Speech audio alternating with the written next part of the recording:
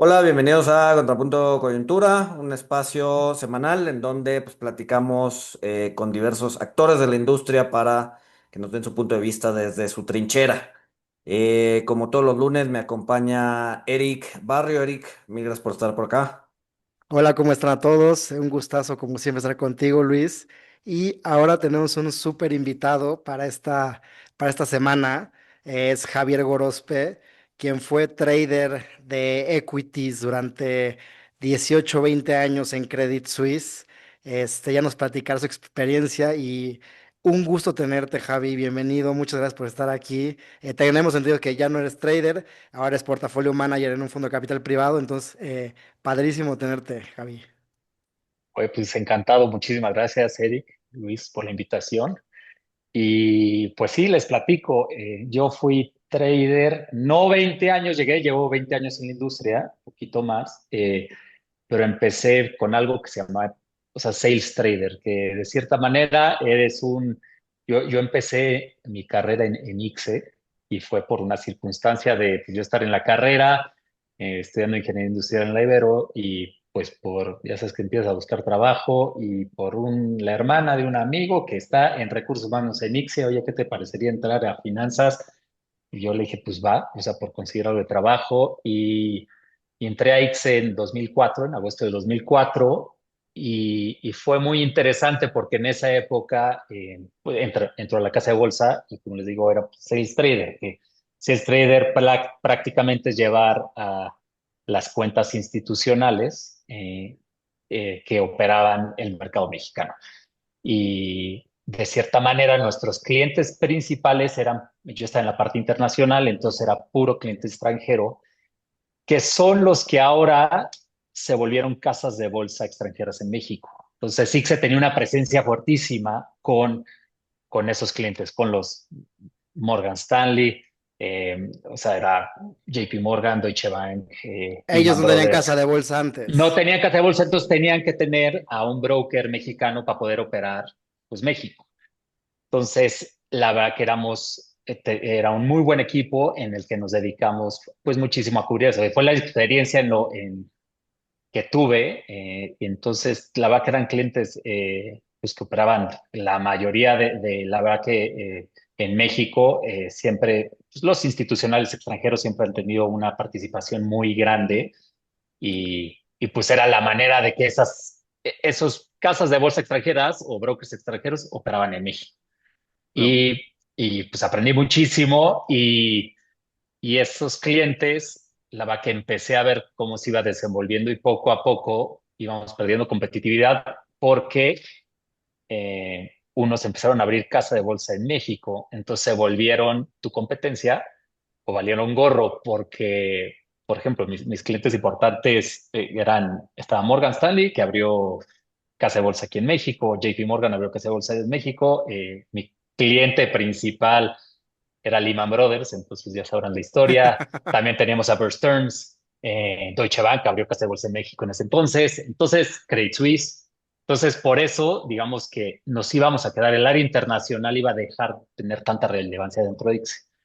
Entonces, ya te diría que en el 2008, también años muy Gran año. interesantes, gran año, a principios del 2008 me buscan en Credit Suisse, que necesitaba pues un vendedor y trader. Chistoso porque yo como solo hacía ventas, aunque está sentado en la mesa, muchas casas de bolsa en México funcionaban el sales trader, que es el vendedor, el que tiene la relación con ese broker, y pues pasan todas sus órdenes o todo el flujo que traen, bueno, lo operan ya los operadores de bolsa, ¿no? Entonces de ahí era moverte a Credit Suisse, que ahí la verdad que era digamos que estaban abriendo, llevaban pocos años de abrir México, que lo abrieron, si no mal recuerdo, en 2006. Y entonces llevaban poco tiempo, estaban creciendo, una persona se iba a ir, estaban creciendo el equipo, entonces necesitaban a alguien que tuviera esa experiencia de ser vendedor, pero también ahí éramos muy eficientes de también ser traders. O sea, digamos que luego casas de bolsa que ocupan a mucha gente, ahí Credit Suisse éramos muy pocos, ¿no? Que haces ese rol de ponerte varias cachuchas, de ser el trader, medio analista, entonces hacíamos Oye, todo eso. Javi, ¿y te tocó Dime. en 2008 ya estar en Credit Suisse y te tocó Sí, vivir todo el show, los peores días, de la crisis sí, financiera? ¿Qué tal esa experiencia? Seguro estuvo no, divertidísimo, ¿no? muy divertido porque, a ver, lo chistoso es que yo entro en Credit Suisse a principios del 2008 y a ver, empezaron a valer gorro, ya ves, en septiembre y estás Lehman Brothers y empiezas a escuchar todo y dices, empieza a haber muchos recortes, sobre todo en el sector financiero y dije, híjole, yo que vengo pisando aquí me Sí, van claro. a dar las gracias, o sea, los last in, first out, ¿no? Entonces, afortunadamente creo que el recorte de Credit Suisse fue de entre 15 y 20% digamos, de todo el workforce que existe a nivel global y a México solo le tocó el 10%. En ese tiempo, Credit Suisse éramos como 110, 120 personas, entonces corrieron a 10. Entonces, o sea, pues me Oh, pero salvé. 20% a nivel global es muchísimo, ¿no? Sí. No, muchísimo, pero lo veías en México, decías, bueno, solo es el 10, pero éramos solo 100, entonces también éramos, o sea, si lo ves en números, éramos Sí, no, no, o sea, realmente no chiquitito, pintaba. ¿no? Sí. Entonces, eso pasó. Y ya de ahí estuvo muy interesante porque la verdad que ya el equipo éramos originalmente, eh, fuimos tres, o sea, era el director de la casa de bolsa y pues, tal vez lo conocen, que se llama Charles Billiot, un súper jefe que tuve y con una gran experiencia y le debo muchísimo de pues, la carrera y en donde estoy parado ahorita. Y pues éramos otros dos, que pues, lo que hacíamos era ventas y era manejar la venta, o sea, ya las ventas las hacíamos directamente con el área de Nueva York, sobre todo reportábamos a Nueva York y Brasil, y pues ya también abrir las cuentas institucionales mexicanas, ¿no? Locales. Que O somos sea, Afores ahorita, ¿no? esas son las más grandes y fondos de inversión y Sí, bueno, claro. sí, principalmente las Afores. Ahora las Afores, si recuerdan antes, solo podían estar invirtiendo en renta fija. Entonces nos tocó justo en el momento en el que les abren ya el panorama de que pueden invertir en mucho más activos y pues se les abre mucho el mercado de capitales. Entonces pues fue cuando pues era mucho de la tesis de muchas de estas casas de bolsa como Credit Suisse, que eran extranjeras, de decir, oye, pues vamos aquí, vamos a captar ese flujo, bueno, esos clientes, entonces, y ya atacarlos directamente y no tener que tener intermediación con un broker en México, ¿no? Entonces fue mucho de lo que empezó a verse y era pues muy interesante porque pues ya éramos sales traders de ver esto, pero también traders. Yo tuve que aprender a manejar el Centra. El Centra es, digamos que, si no saben, pues era el sistema que usaba la bolsa Sí, no, no, para no es operar. no es el coche de la Nissan. No, entonces, sí. No, y también me tocó justo, la verdad que mira, yo desde que entré a ICSE llevaban relativamente pocos años en que todo fuera electrónico. O sea, México, el mercado mexicano ya se volvió 100% electrónico. Eh, por ejemplo, en Estados Unidos, si veías, seguía habiendo ya prácticamente todo era electrónico, pero seguía existiendo, o sea, en el NICE y todo, pues siguen, seguían existiendo ahí algunos de los especialistas, entonces todavía existía un poco eso del Y hasta, trader de viva voz, y ¿no? hasta la Pero fecha, y hasta la fecha. Ahorita sí, ahorita, tuve la oportunidad de ir a la bolsa de opciones de Chicago hace un par de semanas. esa aún Y, más todavía. y sí, sí, sí, el 80% es electrónico, pero todavía se siguen gritando precios los unos a los otros. Sí, sí, sí, como que Qué sigue manteniendo divertido. ese Exacto. glamour. Y eso es mucho de la historia. Es chistoso cuando entré a esto y me dijeron, oye, pues vas a estar en el tema de casas de bolsa y de trading y eso, pues, o sea, te imaginas la película de Wall Street, ¿no? Sí, claro. Entonces ves esa parte de como el glamour y de que existía y de que el rush de estar metido y los precios y gritando y Y es todo entonces lo como que que... venía eso.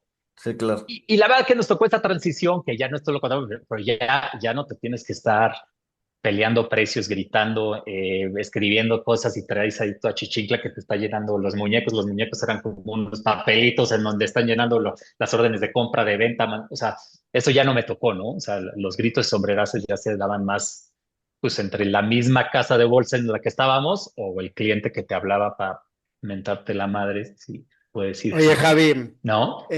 pero cuéntanos cómo ves, por ejemplo, de cuando estabas de trader hace todavía unos años, ahorita, cómo ha cambiado todo el tema de la bolsa, o sea, tanto los flujos, los clientes, qué cambios has visto relevantes últimamente, No, y inclusive en la misma posición, ¿no? De ser un trader, ¿cómo ha cambiado todo no, eso? eso, o sea, te diría que el trader como tal ya es una especie en peligro de extinción.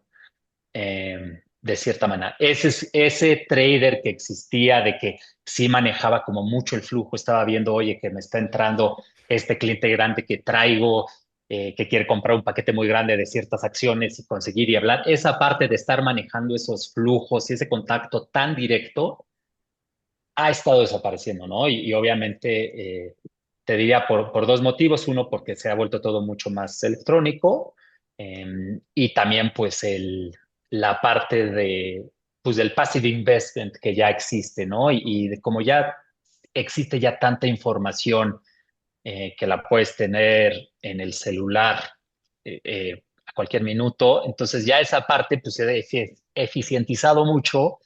Entonces, de esa manera ya ese trader que necesitas, oye, es que necesito saber qué está pasando y consigue mi información sobre esta emisora o esta empresa esa parte, pues ya te han ido quitando esa relevancia, ¿no? Entonces, la parte de la figura del trader en eso ha quitado mucho, ¿no? Y se ha pasado ya, digamos, ya la especialidad, pues ya la tendrán más, pues el área de análisis o los mismos Sí, o sea, fondos de inversión, ya, bajas el tema de ejecución, ¿no? La ejecución se automatiza exacto. y lo cambias por un tema más de servicio. O Exactamente. sea, más de Y más servicio que de la análisis, sí. ejecución, Ujú. a ver, en esas épocas de hace mucho, o sea, digamos que los fees por ejecución eran muy altos. Ahorita ya los fees son bajos, o sea, siguen existiendo por la parte internacional, porque en la parte internacional, pues si le tratas de dar cierto servicio, pues tienes que pagar a tu área de análisis, a tus estrategas, a todo. Entonces habrá clientes institucionales que le paguen a alguien, ¿no? Pero pues ya sabes que si tú eres un cliente mucho más chico, pues ya existen los Robin Hoods o los que te cobran, o ni Robin Hoods, ¿no? Ya hay varios bancos que ya cobran por ejecución cero y lo que más les importa es tener pues, la gestión de activos.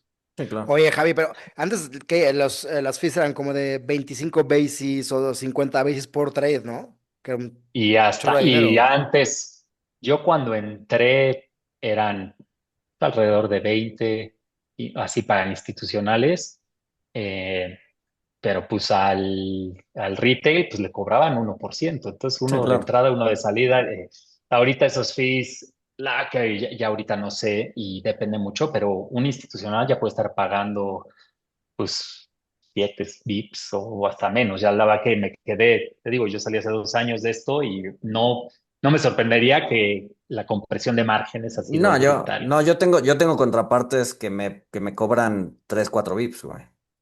Exactamente. Entonces, ya es cuando veías, oye, pues de qué tan necesario es ya tener una estructura tan robusta de brokers, ¿no? Como lo fue la de bolsa. Entonces, la verdad, como te digo, es una especie en peligro de extinción también la parte de brokeraje, Sí, claro. Oye, Javi, ¿no?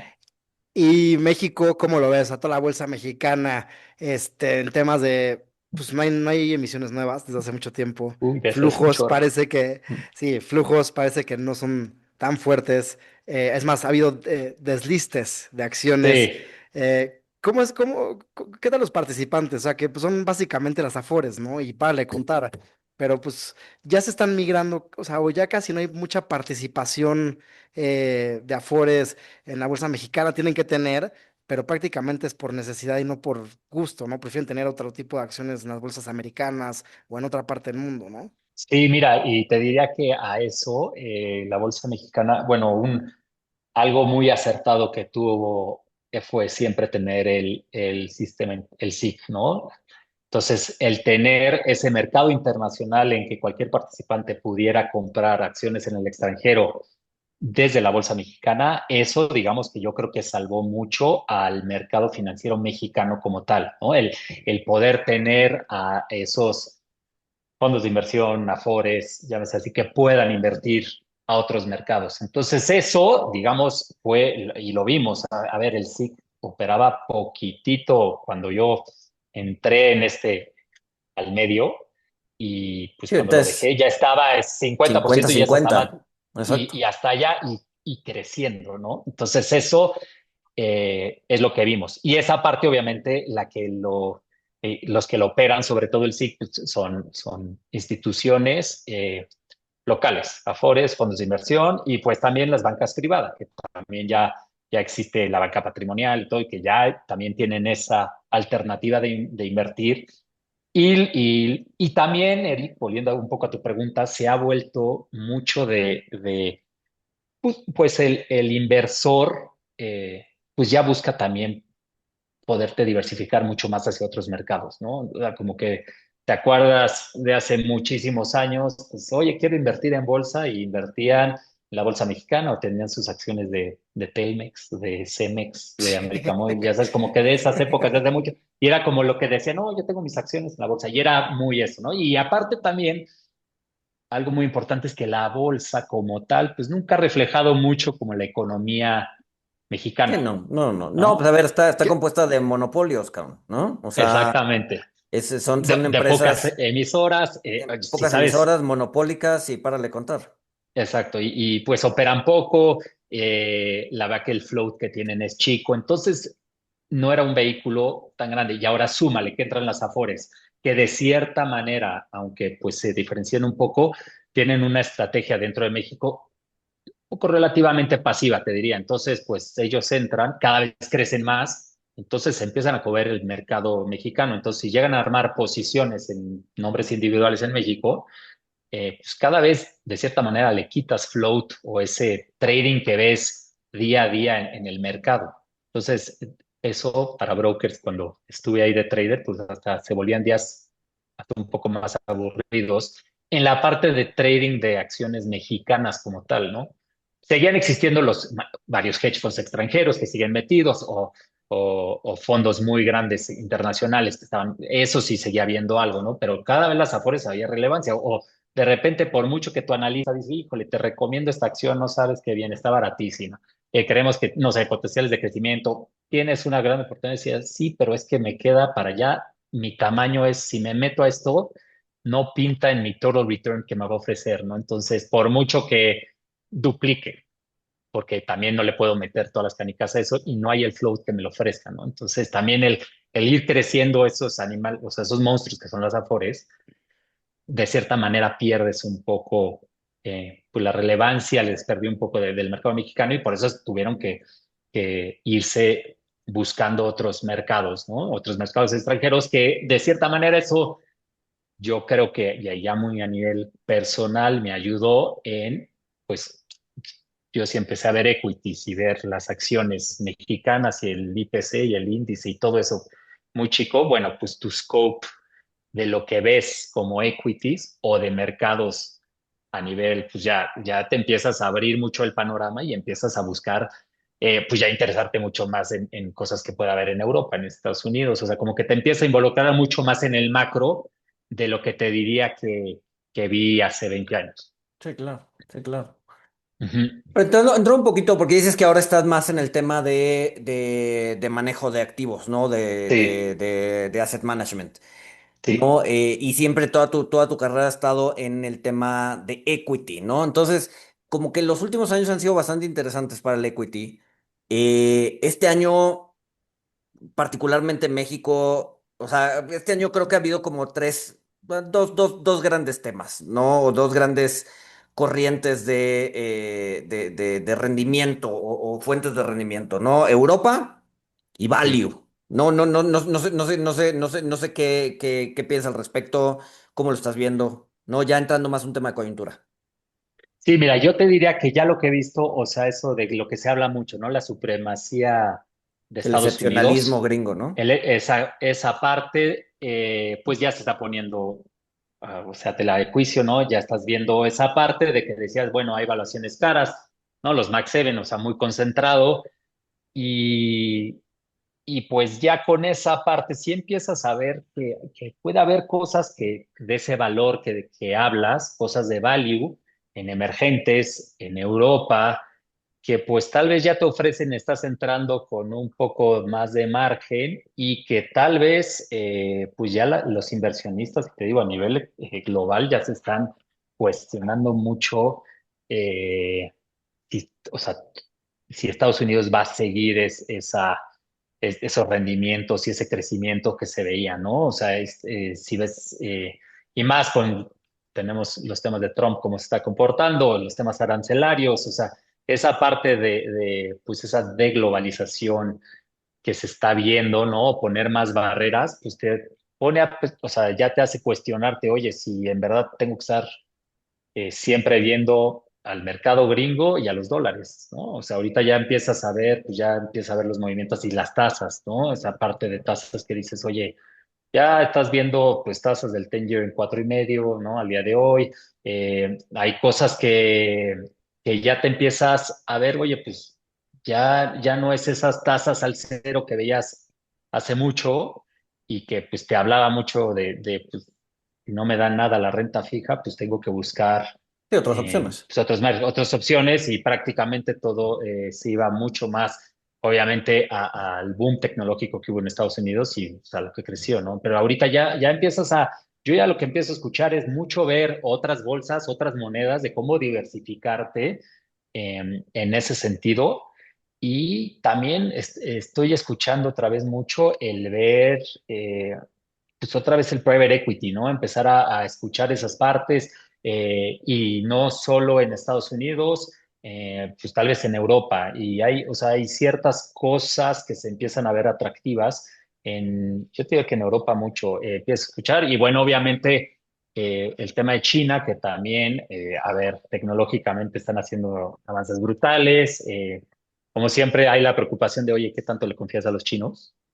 ¿No? O sea, por ejemplo, si dijeras, bueno, están creciendo, tienen ya una innovación muy grande en varias industrias, pero pues no sé si hay tú como empresa quisieras decir, oye, mi cloud computing y todo, eso me lo va a llevar Alibaba, ¿no? Aunque se vea Ujú. que está, como que Sí, esa parte claro. que dices, híjole, todavía no, pero sí ya empiezas a ver que hay sectores, y sobre todo en China, o sea, ya con lo que anunciaron de AI, ¿no? Tienes la parte de DeepSeek que dicen, oye, pues puedo hacer esto a fracciones del costo. Entonces también ya empiezas a cuestionar toda la super inversión que ha existido en AI en Estados Unidos, ¿no? De que si va a ver ese return of my money que todo el mundo estaba esperando.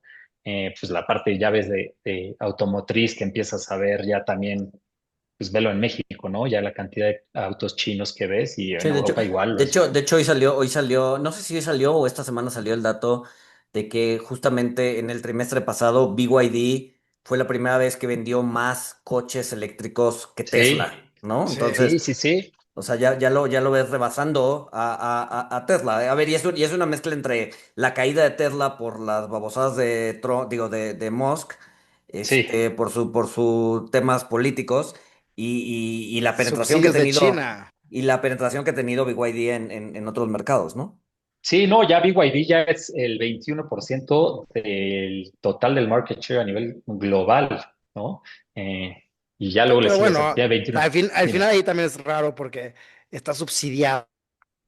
Sí, pero bueno, de que se están comiendo mucho el mercado, sí está Sí, claro. sucediendo, ¿no? Sí, claro. Eric se quedó ahí medio friseado, pero Sí, ¿qué te iba a decir? No, y a ver, lo que decías un poco de China, ¿no? No solo es no creerle a los datos. Sí, el problema también es que cuando, o sea, como extranjero, pues no puedes comprar directamente la acción de China, ¿no? totalmente. Es así. La compras a través de un shell company y ese shell company te promete que está invertido al 100% en en la empresa que estás comprando. Entonces, pero al final del Totalmente. día eres dueño de una shell company que pues, en la panza no tiene nada, es una promesa, ¿no? Claro, sí. Sí, que siempre es la cuestión y lo que se puso mucho y también cuando, pues que esas caídas de China que vimos ya hace varios años y ese mercado pusieron mucho esa cuestión, ¿no? De lo que estaba pasando, llegó a estar muy barato, hasta también las A-shares, ¿no? Las listadas ahí, pero pues ya se empieza a ver un poco mejor, ¿no? A ver, siguen, aunque tiene sus temas todavía, o sea, no están saliendo de esa megacrisis que Sí, tuvieron. no. No, o sea, en el tema de equities, yo te diría, es medio cuestionable. Ahora, pero ya viéndolo más en lo que se han metido pues de desarrollo, de meterle cosas de, como de RNA que está metiendo China, de patentes que está logrando, ya de calidad de productos que está haciendo, ya empiezas a ver de que ya están haciendo la cosa un poquito mejor, ¿no? O sea, ya cambió un poco lo que antes veías como el Made in China, que era pura cosa muy, muy barata y no de la mejor calidad. Sí, claro, sí, claro. Y ahora, regresando también un poco al tema del excepcionalismo Ujú. americano, ¿no? O sea, no solo es como feeling de decir, a ver, vamos a buscar otros mercados porque esto ya no está dando. O sea, hay métricas, por ejemplo, esta idea de sacar el inverso del price to earning, ¿no? Del múltiplo, el que se conoce como el earning yield, ¿no? El Ujú. earning yield se puede ver como un comparativo, lo puedes usar como para compararlo contra la tasa de 10 años, ¿no? Y si ahora, si además de eso lo deflactas, le quitas la inflación, entonces estamos viendo que el earning yield de la bolsa en Estados Unidos real, digamos, después de Ujú. inflación, se está rondando alrededor del 1%, ¿no? Cuando tienes tips, ¿no? Digamos que el Udibono de Estados Unidos, Sí, sí, sí, claro. la tasa después de inflación, en 2,5, ¿no? Entonces, lo que el mercado está esperando pagar los siguientes 10 años es la mitad de lo que te está pagando pues, el bono libre riesgo de Estados Unidos, ¿no? Entonces, Claro. no solo son, o sea, a lo que voy es, el mercado se ha revaluado tanto los últimos años que creo que ya es importante empezar a ver otras zonas, como lo que decías tú, ¿no, Javier? Sí, sí, sí, sí. O sea, como que luego siempre te vas, empiezas a ver temas de evaluaciones, que es la que yo creo que como que ahorita empiezas a verlo, ¿no? O sea, vivimos un ciclo por varios años de hablando de growth, ¿no? Y con tasas, como decías, muy, muy bajas, que pues la verdad que ya ahorita que lo ves después, o sea, tasas al cero, regalan dinero, lo puedes poner a trabajar en ese tipo de cosas y era la manera de crecer y pues por eso yo creo que se dieron estos rendimientos y las personas o instituciones que aprovecharon mucho ese como free money, pues ponerlo a trabajar fue un éxito, ¿no? O sea, ahorita ya te digo, el costo de capital también ya te empieza a pensar oye, ya manejarme con deudas, o sea, estarme financiando a estas tasas, pues tal vez, no te digo que no haga sentido, pero hay que ser más prudentes en qué estás poniendo a trabajar ese dinero, Sí, claro, sí, claro. O- ¿no? Oye, Javi, voltear a ver otras bolsas, como emerging markets, ¿qué opinas de México, no? O sea, la super bolsa ahorita rompiéndola este año, este, ¿cuál es tu view ahí o qué opinas? Sí, ¿no? O Híjole, sea, a mí, en pesos lleva, digo nada más sí, para poner en no. contexto a quien nos escucha, en pesos lleva en el año 18%, contrario al, por ejemplo, al S&P que lleva en pesos, pues, ¿qué será? La apreciación del peso menos el S&P menos 10. Sí Sí, sí, va sí, sí, sí, 30% arriba el S&P, ¿no? Comparado en la misma moneda, es una locura. sí, es una locura. Y también, no, o sea, de México, la verdad que se veía en temas de evaluación, lo veías, si nos vamos a las elecciones presidenciales del año pasado, que había mucha incertidumbre y la gente muy preocupada, y luego se vino todo el tema de la reforma eh, judicial, te puso en, o sea, evaluaciones muy, muy bajas, que yo de lo que escuchaba a mucha gente, que es bueno escucharlo, eso es cuando empiezas a decir, no, ya no quiero saber nada de México, ¿no? Por muy barato que esté, yo ya no quiero saber y todos decían, ¿no? Y el peso con estas reformas y todo se nos va a volar y lo vamos a ver en 22 pronto, ¿no? Entonces, siempre cuando todo el mundo empieza a pensar lo mismo, que fue lo que se vio el año pasado, es como que dices, pues si todo el mundo piensa lo mismo, es que tal vez alguien no está pensando. Entonces, por Sí, ese claro. lado, te digo, esta revaluación en México se ve bien. A ver, estructuralmente México tiene muchos retos. Y te digo, propiamente la bolsa, como platicaba antes, nunca es tanto el reflejo de la economía, pero, o sea, ya empiezo a entender un poco, pues se está revaluando un poco esa parte, ¿no? Entonces, mira, yo lo vería bastante atractivo y un diversificador también, eh, o sea, la verdad que sigo viéndole que tiene un poco de aire, ¿no? Con todo, o sea, aunque sí la parte judicial me sigue. preocupando un poco el Estado de Derecho que podamos tener luego en México. Sí que, a ver, hablando con inversionistas de afuera, ¿no? Ujú. Bueno, con distintas oficinas de la empresa en la que trabajo, y preguntarles, oye, la reforma judicial, no les cuesta trabajo. Nos dicen, a ver, pues México siempre ha carecido, siempre ha cojeado del Estado de Derecho. Sí, sí, sí. La reforma judicial, pues es una rayita más al tigre. ¿No? O Sí, sea, que luego si lo realmente no ves, era tenerlo al 100% y ahora no tenerlo, ¿sabes? claro, sí. No, 100% de acuerdo. Y luego, para ese tipo de cosas, luego los más preocupados somos las personas que vivimos aquí. Sí, O sea, claro. yo me acuerdo perfecto yo trabajaba mucho con brasileños y también cuando ellos se ponían bearish eran, pero los más bearish y era cuando veías los rallies que veías o sea, en el Bovespa, o sea, era Ujú. increíble. Y es mucho por eso. Ya si lo ves de la parte de atrás, sin tanto pues apego que tienes al país, de que vives ahí, lo estás viendo en los medios todo el día, como que eso luego te hace, pues no, es el día Sí, a día y no te pones ver el bosque en vez de, ¿no? Esa es la parte exacto, como muy echarte varios pasos para atrás atrás. y ver el panorama completo, ¿no?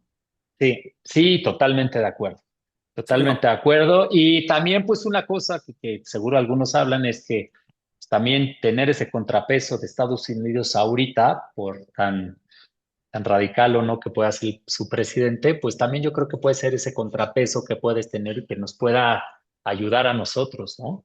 Sí, claro. Sí, claro. Y regresando al tema de la bolsa, de por qué le ha ido tan bien este año, yo también, y a ver, igual y contrastamos ideas, pero yo pensaría también que es una forma, es un poco por la composición que tiene, ¿no? Mientras que las bolsas de Estados Unidos están muy ligadas al comercio externo, ¿no? Porque tienen fábricas en Vietnam, porque tienen, no sé, porque exportan, porque no, o sea, los aranceles realmente pesan pues sí, en las utilidades de las empresas que componen el S&P 500. En México no es tanto, ¿no? En México Sí, no. generalmente o le da servicio a México, o le da servicio a Sudamérica, o le da servicio a otros lados. Tienes FEMSA, tienes tres aeropuertos, tienes América Móvil que le da servicio a Sí, Banorte, por Latinoamérica, ejemplo, tienen ¿no? Banorte, Liverpool. O sea, sí tienen algún componente afectado por los aranceles, pero no de una manera tan brutal como puede ser un S&P 500, ¿no? Sí, de Entonces, acuerdo. o sea, creo que en cierta medida eso ha protegido un poco a la bolsa mexicana. ¿Por qué? Porque pues, no tiene tanta exposición a la guerra comercial que está viviendo el mundo, ¿no? Sí, sí, sí, sí, de acuerdo. De acuerdo, de acuerdo. Y pues sí, son momentos, la verdad, que muy interesantes. Y lo que sí te digo es que sí he notado, y más a nivel global, como que ya empieza ese cambio de mentalidad de qué hacer con tu dinero, o sea, mucha incertidumbre. Siempre vivimos con incertidumbre. O sea, si esto estuvieras con total certeza de qué hacer con tu dinero, sería pues algo hasta aburrido, ¿no? Pero sí creo que esto nos ha puesto en estos momentos tan inciertos que existen, bueno, existen guerras desde comerciales como pues, guerras ahora sí que de balazos ¿no? Y de tanques Ujú, en las calles. Todo eso ya te empieza pues a cuestionar en dónde deberías de estarte, digamos, invirtiendo o diversificando, que yo creo que mucho de lo que te hablo ahorita es que sí es muy importante estar muy diversificado. O sea, yo lo veo que es la manera correcta de estar, tanto en monedas. Yo siempre he sido también un fiel creyente de la historia del oro, que ve cómo ha funcionado, ¿no? El estar un poco no tan relacionado a los fiat currencies, como le dicen, ¿no? Como ujú. pues el dólar. Y más con obviamente los déficits que se están, pues cada vez, bueno, lo ves en Estados Unidos, ¿no? Creciendo y creciendo y creciendo y endeudando. Entonces sí creo que ese tipo de hard currencies, como puede ser el oro, ha hecho sentido. Ujú. Ahora, ya que ya digo, vamos a meterle un poquito Ujú. de ruido, bueno, no de ruido, sino más bien Complejidad, no, más, sí, como más saborcito al tema del oro, oro o Bitcoin. Híjole, es que yo sigo, hijo, esa parte. me sigue, o sea, viendo las volatilidades, me quedo para el tema o sea, de que tu dinero Resguardo de te valor. dé algo, Ujú. sigo pensando en el oro. O sea, cuando he O sea, un play patrimonial, dices tú. sí, o sea, sigo viendo la parte de Bitcoin como pues que sigue siendo algo muy, muy, muy volátil, eh, que a mí me cuesta trabajo, ¿no? Ha dado, obviamente, a ver, ver los rendimientos que ha dado, es increíble la historia y lo que se ha hecho, pero creo que hay espacio en las carteras para tener los dos. O sea, no Ujú. creo que uno sea el excluyente al otro, ¿no? Ujú. No, Sin estoy duda. contigo. O sea, creo que el oro como resguardo de valor puede hacer sentido. El Bitcoin como instrumento especulativo. No, Sigue siendo, no necesariamente yo como creo que resguardo de muy, valor.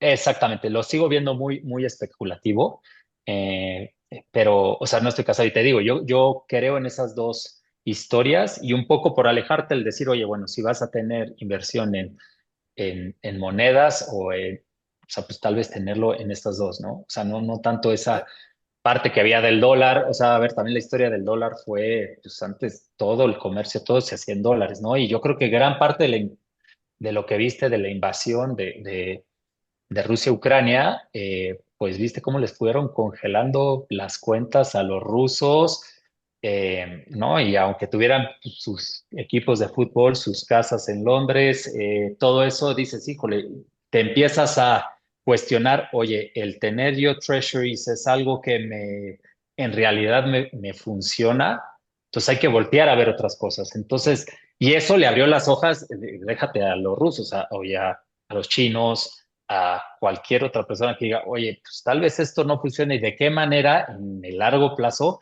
nos vamos saliendo de esa hegemonía del dólar, ¿no? O sea, no digo que ya se acabó el dólar, pero eso ya te pone a cuestionar, oye, pues ¿por qué tener todo en algo denominado en dólares, ¿no? Entonces, por ese lado, te digo, aunque sea muy especulativo, el Bitcoin se me hace una historia muy interesante que sí tendría algo ahí y el oro. Dime. Yo siguiendo con el spice que le puso Luis a la conversación, si puedes escoger uno nada más, oro o Bitcoin, ¿cuál preferirías? Que yo sigo Tú. siendo medio creyente del oro. O sea, no sé, o sea, la parte, a mí siempre lo que me ha gustado es, y he aprendido con el tiempo y a palazos y todo, que la volatilidad es algo que hay que tenerle siempre como bastante como respeto, ¿no? Entonces, o sea, esos drawdowns de tener algo, o sea, cuando Bitcoin lo viste, no sé, hace varios años que te acuerdas que se cayó mucho, o sea, el aguantar eso a mí me cuesta trabajo. Entonces, la parte de tener portafolios que estén, o sea, con mucho menos volatilidad y pensar más en el largo plazo es lo que luego a mí me agrada. Te digo, mira, yo de ser trader, de pensar en, a ver, mi día a Sí. día, El PNL estar del metida día. en el pie, Ujú. exacto, y a ver, nosotros llevamos, pues, posiciones, teníamos mucha parte de la posición propia de la casa de bolsa, entonces en estar el día a día que te saca eso, empiezas a ver lo importante de esos movimientos que pueda haber muy bruscos y cada vez ya que te empieza a asomar y que mi día a día no es el estar en el míos tuyos, como le decíamos, de, de, de cada día, eso me ha abierto los ojos a decir, oye, irte con una estrategia mucho más pasiva, mucho más de que los rendimientos o el compounding se dé a lo largo del tiempo y no nada más el pensar oye, es que hoy se cayó esta acción 10%, la compraré para mañana a ver si me rebota 5. O sea, esos movimientos pueden ser ya muy, o sea, estocásticos, como dicen. Entonces ya creer mucho más en el long-term compounding, ¿no? O sea, yo creo que ahí, pues hasta Buffett lo decía del mismo Vanguard, ¿no? De que fue, o sea, Bobo fue un genio en lo que logró hacer del passive investing y cómo lograr que esa persona, pues ahora sí que el retail pudiera, pues ahora sí que abrazar el índice, porque al fin y al cabo el índice, pues luego habrá otros sectores que son los que vayan a subir y bajar y todo, pero en el largo plazo, pues es lo que pues, son los rendimientos que en realidad te importan, ¿no? Y si ya Sí, te claro. metes en temas fiscales, que ahora me ha tocado ver mucho más el tema fiscal, de pues también cómo hacerlo mucho más eficiente, pues entre más tiempo te quedes invertido y no estés vendiendo y todo, pues se me hace hasta mucho más sensato, ¿no? Sí, no sé si vieron no me acuerdo quién lo publicó, fue una de estas plataformas electrónicas en Estados Unidos, no me acuerdo si fue Schwab o no recuerdo quién, pero justo sacaba un análisis diciendo pues, o sea, qué perfil de clientes era el que había sobredesempeñado al resto, ¿no? A quién les había ido mejor que al resto. Ujú. Y la conclusión fue pues, la cuenta de los muertos. O sea, Sí, la, la, totalmente. la cuenta de las personas que no movían absolutamente nada, ¿no? Que estaban ahí, que pues ya nadie tenía acceso a ellas y que el dinero pues estaba justamente haciendo compounding, ¿no? O sea, no le estaban Compounding moviendo. en ETFs o en acciones en directo, o sea, ¿cuál era el asset class, Ah, no, ya, digamos? ya, digo, ya no se metían a tanto, pero en promedio a los que les iba mejor era pues, a las personas que ya no vivían, ¿no? ¿Por qué? Porque no le metían mano a su portafolio. Sí, o sea, los mercados luego siempre acaban pasando que pues se vuelve, pues al fin y al cabo, los participantes, pues somos humanos, ¿no? Aunque sean instituciones, estén y por muy profesionales o no, pues existen cuestiones humanas que es el comportamiento de la gente, ¿no? Y esa parte de lo que te puede llevar al greed and fear, como le dicen, ¿no? Estas grandes, y estar leyendo y que las noticias y qué está pasando y de repente los fines de semana estás escuchando, o sea, y esto se habla de hace un par de semanas cuando viste esas caídas fortísimas de los aranceles y viste las bolsas, cómo se fueron cayendo. Bueno, o sea, las conversaciones de fin de semana eran, no, no, no, esto ya se está poniendo horrible. Ya ahí es cuando todo el mundo empezó a hablar. Y aparte está carísimo y quién sabe qué vaya a pasar con las bolsas. Yo no, yo mejor ya voy a vender porque esto se puede poner horrible y entonces empiezas a escuchar y se va a poner peor, se va a poner peor.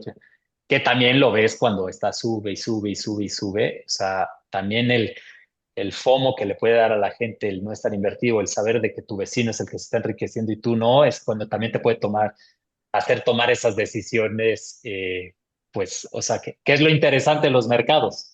Eh, pero si te digo, si te alejas un poco más y armas tu portafolio, tu asset allocation y dejar ese compounding, se me hace que es lo que, pues tal vez te quitas el ruido y el estar leyendo los encabezados del día a día, Sí, claro. ¿no? Sí, claro. Sí, Yo también hice no. muchos análisis hace varios años de a quién le iba mejor, o sea, comparaba a una estrategia activa contra una pasiva en un periodo de 5 o 10 años y la verdad es que la pasiva siempre superaba a la activa. También por una parte era por rendimientos netos, ¿no? Porque al final en la También. estrategia activa estás comprando y vendiendo, lo cual incurres en costos de corretaje, que son los 25 basis points que decías hace rato, lo que te cobra la casa de Sí, bolsa por estar operando. Y la estrategia pasiva, pues lo dejas marinar ahí, no lo mueves, no te cuesta estar comprando y vendiendo, y los fees son súper bajitos. Ujú. Entonces, en rendimientos netos, creo que en el 98% de las veces la estrategia pasiva en un ETF, en el que fuera, o digo, replicando una bolsa de S&P, Nasdaq, la que quieras, pues era lo que, mucho mejor, te iba mucho mejor en eso que estar haciendo trading o Y comprando y sí, ahí, y vendiendo. ahí- y y ahí ya le te dicen, se pondría. vuelve aburrido, ¿no? Y dices, "Uy, qué aburrido", pero Exacto, pues, o Se sea, acabó es el lo que tal charm. vez hace más sentido, sí. exacto. ¿Quién le pondría un asterisco al comentario? O sea, yo también estoy de acuerdo con eso, pero para equity, Para equity, ¿no? 100% para cien por equity. Sí, ciento para equity, Sí, sí, ¿no? sí, O sí, sí. sea, para otros tipos de activos, creo que o sea, hay muchísimo valor en la estrategia claro, activa, ¿no? no, totalmente. Y mira, y ahorita con las volatilidades, volviendo un poco hasta el mismo mercado de equities, lo que hemos visto ya mucho interés últimamente y que se escucha, empiezas a volver a escuchar de buenos rendimientos que están teniendo los hedge funds, ¿no? Que tal vez son hedge funds que arman un relative value o que empiezan a ver, o hedge funds macro, o ese tipo de hedge funds que ya empiezas a ver que empiezan a tener otra vez mucho más tracción. Te diría que los hedge funds en los 90 pues fueron un boom y los hedge fund managers, o sea, eran como wow y hay miles de historias de éxito de esa época que pues tenían esa parte. Uno, no existía la información a la mano como se tiene ahorita, entonces o sea, las personas que hacían muy bien el trabajo y podían hacer eso, hacer mucho dinero, eh, Pero luego con esa parte de cómo se fue haciendo ese passive investing, lo que te digo, las tasas al cero que te regalan, entonces eso puso fuera medio de moda a los hedge funds, que yo creo que en estos próximos años, y ya lo estás viendo ahorita, ya empiezan a tener unos rendimientos otra vez buenos, que sería bueno, y es lo que dices, Luis, de esa gestión activa que puede tener alguien, ¿no? Entonces, esa parte sí, sí he visto ya bastante interés. Y también, eh, un poco hablando de la construcción de portafolios,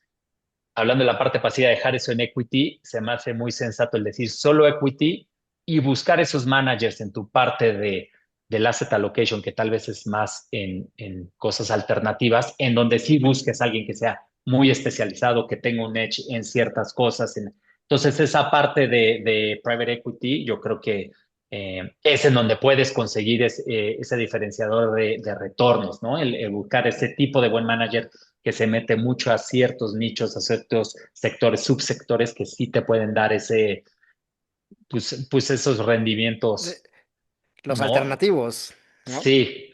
Que yo me dedico a eso, obviamente, pero ahora lo que está cañón ahí es la iliquidez, que es lo que estamos viendo, ¿no? En este último año la iliquidez haya sido durísima. Bueno, sí, es que también tenías, ¿qué tal? O sea, sí existió una época de muchos IPOs, había M&A, IPO, sí. pero veías a cada rato y en las bolsas en Estados Unidos estabas, ¿qué tal se veía? Cómo se estaban coloque, y los famosos unicornios de los que estaban hablando, y pues esa ventana se ha cerrado. Y ahorita en la parte de private equity, sí estás viendo que existe un mercado secundario por esos mismos managers o personas que le entraron a LPs que están tratando de vender sus posiciones, ¿no? Entonces empieza a haber también una parte atractiva en el mercado secundario de private equity, que también es muy atractivo. Pero volviendo a lo mismo, Luis, es esa gente que de gestión activa que empieza a buscar ese tipo de oportunidades. Entonces, la verdad que gran parte del tiempo, yo te diría, lo dedicaríamos más a eso, echarle coco en eso, Sí, que y escoger. dejar la parte de mercados, armar tu asset allocation muy diversificado en equities y ese compounding que te lo vaya dando para lograr esos retornos pues, que te están dando los índices. Sí, claro, sí, El, claro. el ACWI, ¿no? El índice El equity. Ujú, global. ¿Qué más? ¿Qué más? Hablando particularmente de equity local, ujú. eh, no sé, ¿cuáles serían sus perspectivas para los siguientes 6 meses, 12 equity Estados Unidos, equity México? Mira, yo sí creería que las bolsas, bueno, han tenido un rally muy fuerte este último mes y medio, ¿no? Después de toda la guerra arancelaria, pero sigo creyendo que las valuaciones, sobre todo en Estados Unidos, están algo elevadas. Entonces sí me imagino que vamos a mantener algo de volatilidad, y no creo que veamos en estos próximos 6 meses volver a tocar esos highs que viste, pues, que fue en enero, ¿no? Que en enero veías todo cuando Trump iba a tomar posesión, de ver esos new highs y de lo que se hablaba, y mucha gente metió entonces al Russell 2000, que iban a esa desregularización de la que se habla mucho, pues iba a ayudar mucho a las empresas chicas. Creo que eso está cambiando, entonces te diría que ya para el rally que hemos visto en general, y te hablo también del mercado local, lo veo un poco más cauteloso, ¿no? O sea, entonces sí estaría en estos niveles, ahorita que estamos en finales de mayo, cauteloso. Luego se viene el verano, que el verano cada vez ves que se opera menos y es bastante aburrido. Entonces sí estaría yo un poco paciente, y creo que no es momento de ahorita, si dijeras, oye, me entró, tengo puro cash ahorita, lo meto todo a la bolsa, diría, oye, hay que ser cauteloso, hay que tener eh, pues más cuidado y ser más prudente de cómo vas invirtiendo tu dinero. De acuerdo. Sí, de acuerdo, ya ver, y se ve muy similar a, o sea, ya este periodo, por ejemplo, de guerra comercial, pues ya medio lo vimos en 2018-2019, ¿no? O sea, mientras siga Sí, habiendo incertidumbre, mientras no haya reglas claras del juego, pues vas a ver un S&P volátil, lateral, ¿no? Que no va a ningún lado. igual y en alguna bajada importante, un momento no sé, de promediar, de compra, lo que sea, pero no. Sí, pegado, sí, pero ese rango que dice, sí, pues si se pega el S&P otra vez a los 5.200, Sí. no dudaría que en algo, oye, otra noticia nueva llega, si lo ves en los 5.000, creo que por ahí está, ¿no? O sea, se permanecería ese rango, y yo me iría en diversificar y buscar oportunidades, pero en mercados más globales, ¿no? O empresas europeas que creo que traen una ventaja ahorita. Mercados globales, ¿qué países te gustan? Digo, siendo más específico, Javi, además de China. Bueno, China te digo, o sea, bueno, sí, China sí, siempre va a sí, venir con un asterisco en el nombre. sí, exacto, hay No, que notas ponerlo a pie por de ese página. lado, Exacto. pero te diría Europa, sobre todo cuando tú hablo de Europa, pues obviamente es Europa o sea, el West, ¿no? Entonces, o sea, la parte de Alemania, Alemania creo que tiene mucho margen un poco para tema de final, o sea, también sus tesas están un poco más atractivas para si empieza a haber esa digamos, de empresas que quieran estar financiándose en euros y empezar a crecer por la parte de Europa, no se me haría, y hay evaluaciones relativamente atractivas, se me hace que tiene pies. Entonces, la verdad que me fijaría mucho más en la Europa occidental. En, cosas en private equities también, sobre todo en esa parte. Hay cosas que pues no habían estado volteándoles mucho y ahorita están haciendo sentido. Les falta mucha inversión en defensa, que van a estar invirtiendo mucho. Entonces, ese subsector de defensa, y no te estoy hablando solo defensa Estados Unidos, ¿no? Defensa en Europa podría hacer sentido, ¿no? Eh, Infraestructura también, ¿no? mucho, mucho. Y lo viste con los apagones de España que pusieron a ver que todo, o sea, la verdad que separe una península de un continente así, tanto Portugal y España, que se les haya parado un día esto, se dieron cuenta de la necesidad que necesitas en infraestructura. Y no te, infraestructura, o sea, desde, híjole, de torres de celular, desde ya ves lo importante que es estar conectado al Wi-Fi. Lo mismo allá se ha vuelto mucho más electrónico la forma de pagos, ¿no? Ujú. Entonces, no tener tu teléfono cargado y, oye, quiero usar mi tarjeta que ya está en mi teléfono móvil y no lo puedo utilizar. Entonces, esa parte es en donde empieza a haber mucha oportunidad, ¿no? Claro. Y Temas es de como. ciberseguridad también se me Ujú. hace muy interesante. Entonces, ese sector también Es muy, como muy por ciclos interesante. macro, ¿no? O sea, hay periodos en donde se invierte mucho en infraestructura y después o sea, se deja de invertir en infraestructura, se invierte más en una economía no tangible, inteligencia artificial, internet, lo que sea. O sea, y la demanda de esa economía no tangible empieza a demandarte más infraestructura para poder sostener esa economía no tangible. Y entonces son ciclos, ¿no? Ahorita creo que estamos Sí, entrando en un ciclo en donde se necesita invertir en infraestructura porque llevamos exactamente. rezagos de 10, 15 años, ¿no? Entonces, por ese Nos lado dio un dato es, interesante. O sea, bueno, yo tuve una conversación con alguien de JP Morgan y dijeron que en los próximos, creo que 20 años serán 70 trillion de lo que se necesita invertir en infraestructura de todo tipo para generar la energía suficiente para el siguiente ciclo como mundial para los próximos 50 años, date cuenta. O sea, es una bestialidad lo que se necesita de sustituir cables, redes, torres, todo eso. Es impresionante la necesidad que hay. Sí, claro. Sí, claro. Entonces, pues sí, cosas ligadas a infraestructura hacen sentido. ¿Con qué quieren cerrar? Ya estamos alcanzando la hora. Eric, Javier, Javi, ¿alguna algún mensaje? recomendación? No de inversión, pero recomendación.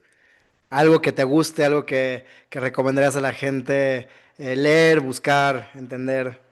Tú que estás muy metido pues en mira, esto. a mí me gusta mucho en la parte de leer, si les diría así libros muy específicos, así entretenidos o no, te diría, hay uno que a mí me gustó mucho, que habla mucho de la volatilidad y ver bien diferente un poco cómo se comportan los mercados.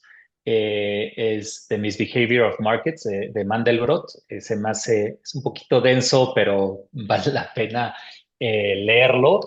Eh, si quieres leer algo así como que más, pues más entretenido, de historias que tengan que ver de temas de traders de Wall Street, de todo, a mí uno que estoy leyendo ahorita es Chaos Kings. Ya tiene unos años, que habla mucho de, pues, de estos personas como Taleb, ¿no? De cómo hicieron su dinero.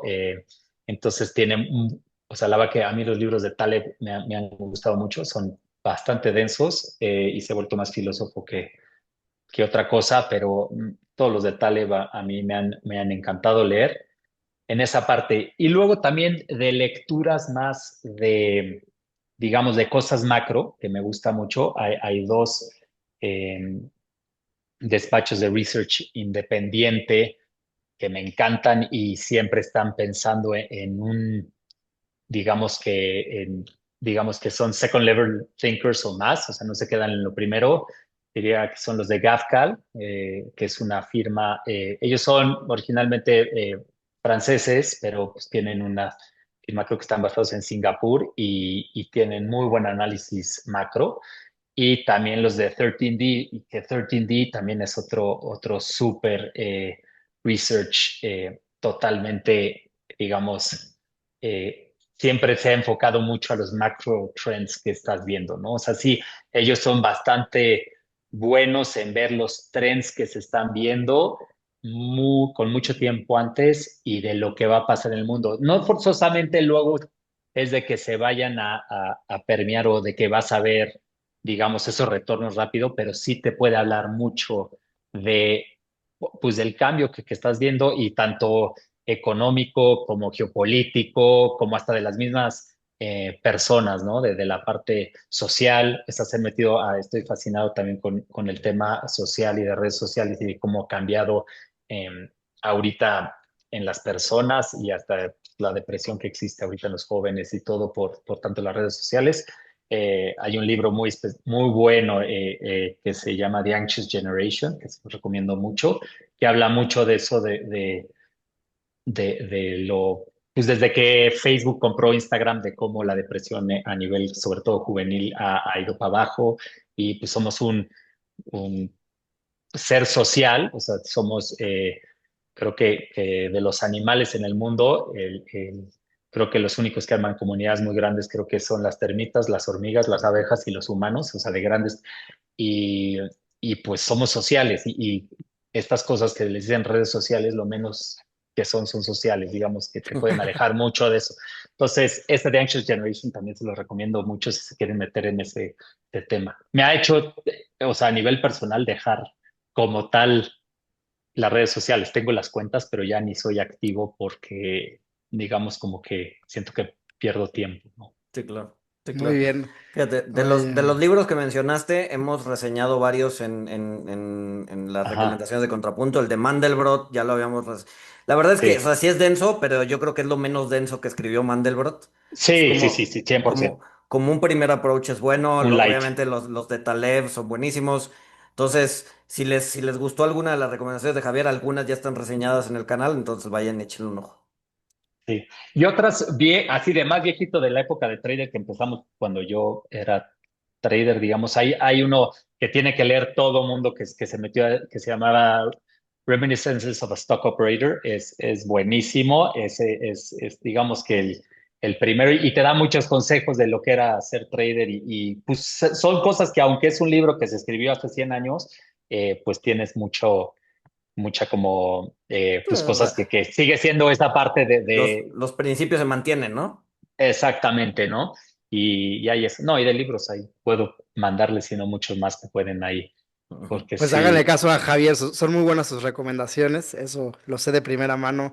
Oye, Javi, no, pues mil gracias por darte la no, vuelta, por platicar con nosotros. Espero que te haya gustado feliz, feliz de platicar con ustedes. La verdad que futuras mil gracias ocasiones. por la invitación, y pues seguiremos en contacto, Javier, mil gracias. Eric, mil gracias otra vez, como todos los lunes, por acompañarnos acá.